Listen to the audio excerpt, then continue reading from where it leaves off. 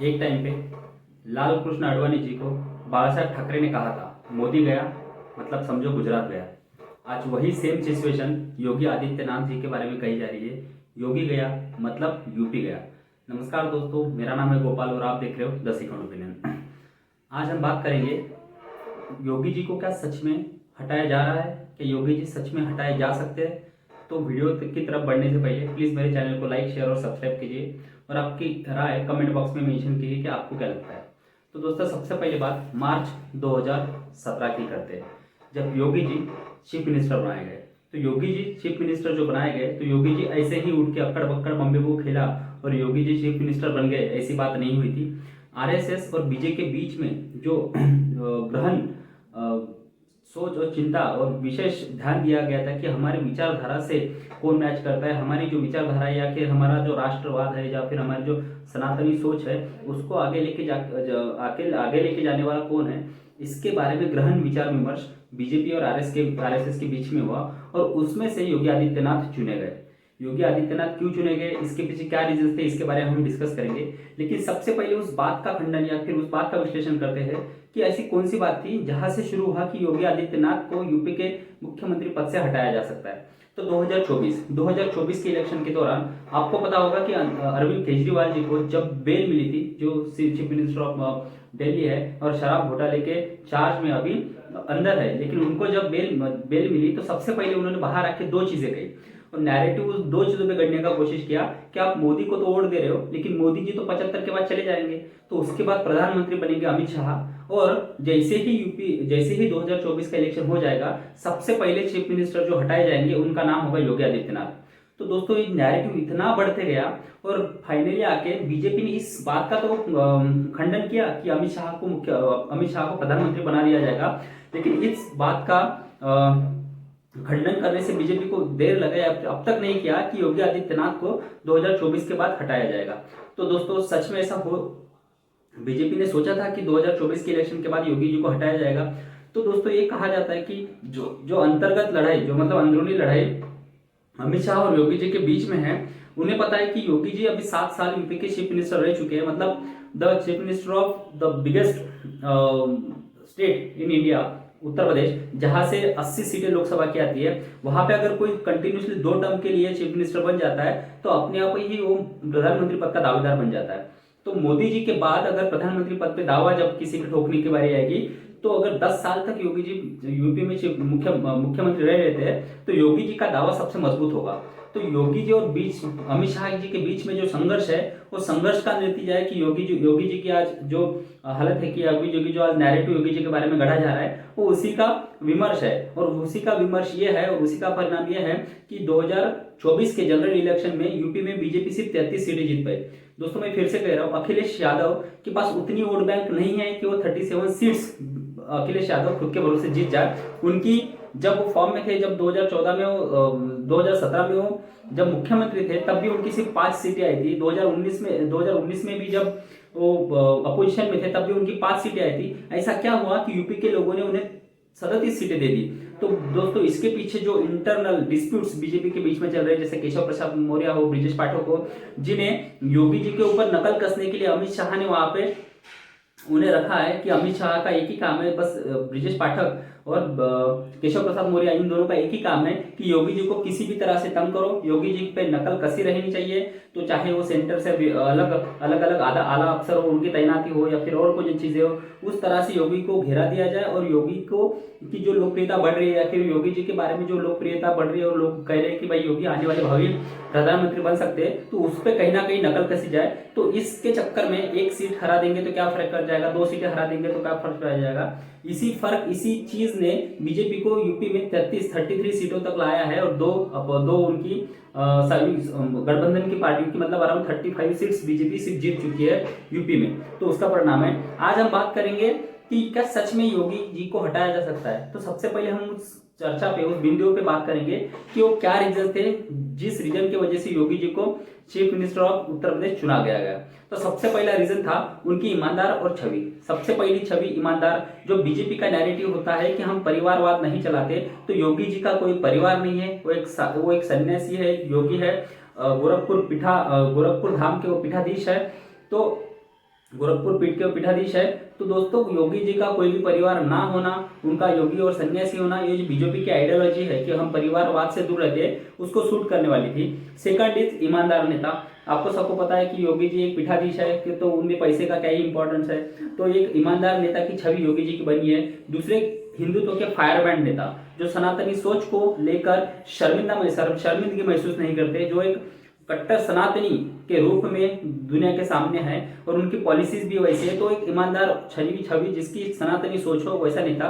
तीसरी बात, और मास अपील, योगी जी के बारे में लोगों के बीच में जो मास अपील है, आज इंडिया में बीजेपी के पास ऐसे कितने लीडर है जो दूसरे स्टेट में जाके प्रचार कर सकते हैं। यही बात है दोस्तों। अगर आप केशव प्रसाद मौर्य और ब्रिजेश पाठक की बात कर लीजिए, जो ब्रिजेश पाठक 2014 में बसपा छोड़ के बीजेपी में आए, तो उन्हें ब्राह्मण चेहरा या फिर ब्राह्मण नेता के तौर पे उन्हें पेश किया जा रहा है। लेकिन दोस्तों क्या सच में ब्रिजेश पाठक एक ब्राह्मण नेता है? हाँ, वो ब्राह्मण नेता है, वो ब्राह्मण समाज का प्रतिनिधित्व करते हैं, लेकिन ब्राह्मण समाज के one and only one leader नहीं है। क्योंकि दिनेश शर्मा, जो इससे पहले मेयर रह चुके थे और उसके बाद में वो डेप्यूटी चीफ मिनिस्टर बने, उनका कार्यकाल अच्छा रहा। भले ही वो लोगों के नज़र में नहीं आए, लोगों के नज़र में हाईलाइट उन्होंने नहीं किया, उनकी पीआर एजेंसी नहीं थी, लेकिन उन्होंने कभी योगी जी के कार्य में अड़ंगा लगाने की कोशिश कभी नहीं की। लेकिन इसके उलट ब्रिजेश पाठक जो है, वो योगी जी पे हमेशा नकल कसने, योगी जी को हमेशा टॉन्टिंग करने और योगी जी के काम में अड़ंगा लगाने में उनका बहुत बड़ा योगदान है। तो ये सारी चीजें हो गई कि why Yogi became the chief minister in 2017, why BJP and RSS chose Yogi Adityanath over the other leaders. ठीक है, तो बाकी लीडर्स के ऊपर योगी जी को चुनने का यही था आरएसएस का और बीजेपी का। तो रीजंस हमने डिस्कस किए। अब हम उस रीजंस की बात करते हैं कि 2022 में आपको पता होगा कि इंपॉर्टेंस ऑफ योगी इन उत्तर प्रदेश। आज योगी का उत्तर प्रदेश में क्या स्थान है, आज योगी ने अपनी पकड़ उत्तर प्रदेश में कितनी मजबूत की है, उसके ऊपर हम बात करेंगे। तो 2022 में आपको पता होगा कि जब नैरेटिव फिर से चला कि योगी जी को हटाया जाएगा, चुनाव के बाद योगी जी चीफ मिनिस्टर नहीं रहेंगे, तो अमित शाह को खुद आके वहां पे कहना पड़ा रैली में कि अगर 2024 में मोदी जी को प्रधानमंत्री बनना है तो योगी जी को 2022 में मुख्यमंत्री बनाना पड़ेगा। तो दोस्तों ग्राउंड पे इसका नैरेटिव कितना स्ट्रांगली लोगों के बीच में फैलता है और लोग योगी जी से इतने ज्यादा अटैच है कि कोई भी लोग वहां के उत्तर प्रदेश के उनके लोगों को पता है कि अगर उत्तर प्रदेश में लॉ एंड ऑर्डर किसी ने ठीक किया है तो योगी आदित्यनाथ है। उत्तर प्रदेश में अगर बहन बेटियों की सुरक्षा किसी ने की है तो योगी आदित्यनाथ है। उत्तर प्रदेश में अगर व्यापार का माहौल, किसी ने बिजनेस का माहौल, व्यापार का माहौल किसी ने किया है तो योगी आदित्यनाथ है। यूपी में इंफ्रास्ट्रक्चर डेवलपमेंट अगर किसी ने की है तो योगी आदित्यनाथ है। तो यूपी में अगर जमीन पर काम किसी ने उतारा है तो योगी आदित्यनाथ है। तो दोस्तों योगी की इमेज, जो एक ईमानदार नेता, कड़वे नेता, एक सनातनी भगवाधारी जिनके पीछे कोई परिवार नहीं, ईमानदार छवि के नेता और एक विकास पुरुष की छवि जो लोगों के बीच में योगी जी की बैठ गई है, उसकी काट बीजेपी के जो अमित शाह है या ब्रिजेश पाठक है या फिर केशव प्रसाद मौर्य, जो खुद का विधानसभा चुनाव हार गए, खुद के कंस्टिट्यूंसी में लोकसभा चुनाव हार गए और वो लोग योगी जी को रिप्लेस करने की बातें कर रहे हैं। पता नहीं उनके पीछे कितने लोग हैं, क्या है, but truly he don't deserve to be a chief minister of Uttar Pradesh, the person who can't win his own seats. Keshav Prasad Maurya को पता है कि कल पल्लवी पटेल ने केशव प्रसाद मौर्य को किस तरह से मात दी थी और कितनी गंदी मात उन्होंने फूलपुर में उन्हें दी थी।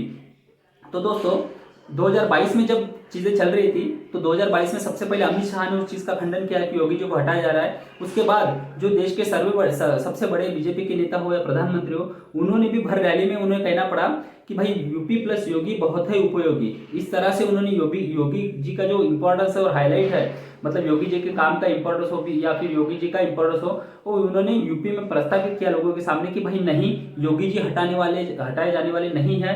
इस तरह के नैरेटिव जब चलने लगे तो सबसे पहले योगी जी के कंधे पे हाथ डाल के प्रधानमंत्री जी को सबसे पहले बाहर आना पड़ा और लोगों को संदेश देना पड़ा कि नहीं, ये नैरेटिव फेक है। 2024 के बाद भी योगी जी ही 2022 के बाद भी योगी जी ही चीफ मिनिस्टर ऑफ उत्तर प्रदेश रहेंगे। तो इस तरह से नैरेटिव काम करता है दोस्तों। और ये जो नैरेटिव हर 6 महीने में योगी जी के बारे में आता है, वो एक पानी में पत्थर मारने जैसी बात है कि लहरें कितनी ज्यादा उठ रही है, या फिर योगी जी कमजोर तो नहीं हुए है ना, या फिर योगी जी या फिर हमारी ताकत तो बढ़ेगी नहीं है। जैसे केशव प्रसाद मौर्य हो या ब्रिजेश पाठक हो, उन्हें कभी कभी ये स्वप्न दोष आ जाता है कि भाई हमारी ताकत योगी जी से ज्यादा है, हम योगी जी से बड़े मास लीडर है, जो खुद के कंस्टिट्यूंसी में नहीं जीत पाते। जिन सीट का इंचार्ज ब्रिजेश पाठक को बनाया गया था, वो गधा जो नाकारा उप मुख्यमंत्री उत्तर प्रदेश सरकार में बैठा है, उन्हें ये पता नहीं चला कि भाई हमारे सीट के नीचे क्या हो रहा है, लोगों के साथ क्या हो रहा है, और जो बसपा में रह चुका है जिंदगी भर वो सपा वो बीजेपी के विचार लोगों तो क्या ही पहुंचाएगा। आपने देखा होगा ओपी राजभर और उनका इलेक्शन से पहले क्या हुआ था, वो माफी मांगनी पड़ी है और इसका बैड नैरेटिव लोगों के बीच में जाता है और उसका खामियाजाना ये लोगों को भी मतलब बीजेपी को भुगतना पड़ा। तो मित्रों हम आज बात करेंगे 2024 के। तो 2024 में जो 2017 में रीजंस थे जिसकी वजह से योगी जी को चीफ मिनिस्टर मतलब मुख्यमंत्री उत्तर प्रदेश का बनाया गया था, क्या आज भी वो रीजन वही कांस्टेंट है? क्या योगी जी आज भी योगी जी जो आरएसएस और बीजेपी की जो इच्छा है या फिर जो विचार है उनको पूरा करने का मादा रखते हैं? तो हाँ दोस्तों, आज भी बीजेपी में योगी जी के बाद उत्तर प्रदेश में ऐसा कोई नेता नहीं जो सारे उत्तर प्रदेश को संभाल सके, उत्तर प्रदेश के लॉ एंड ऑर्डर ठीक कर सके, उत्तर प्रदेश को डेवलपमेंट की तरफ लेके जा सके, और जो केंद्र की सबसे ज्यादा योजना की डिलीवरी है वो सबसे ज्यादा इफेक्टिवली और इफिशियंसी के साथ करने वाली उत्तर प्रदेश के मुख्यमंत्री योगी आदित्यनाथ है, वो चाहे इंडिया में हो या कहीं पे भी हो।